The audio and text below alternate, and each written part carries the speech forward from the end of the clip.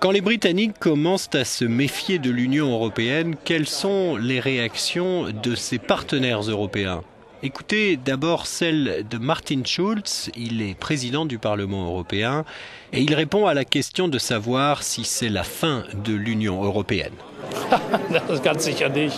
Certainement pas, mais ça pourrait être le début de la fin pour David Cameron. J'ai l'impression que son discours était plus pour les conservateurs britanniques que pour l'Union européenne. Un Premier ministre qui dit « je ferai un référendum, mais après les prochaines élections », c'est un Premier ministre qui ne pense pas au référendum, mais aux élections. Et je trouve ça plutôt invraisemblable.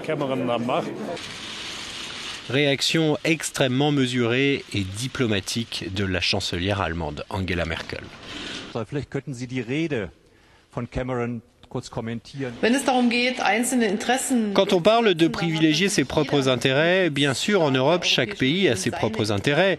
Mais l'Europe signifie que l'on doit faire des compromis justes. Dans ce cadre, nous sommes prêts à parler des souhaits britanniques, mais nous devons garder à l'esprit le fait que d'autres pays ont des souhaits différents et que nous devons faire des compromis. Laurent Fabius, le ministre français des Affaires étrangères, réagit lui de manière clairement négative, mais avec ironie. Mais on ne peut pas faire l'Europe à la carte. Si vous voulez, je prendrai une comparaison que nos amis britanniques vont bien comprendre. L'Europe, admettons que ce soit un club de football. Bon, on adhère à ce club de football, mais une fois qu'on est dedans, on ne peut pas dire on joue au rugby.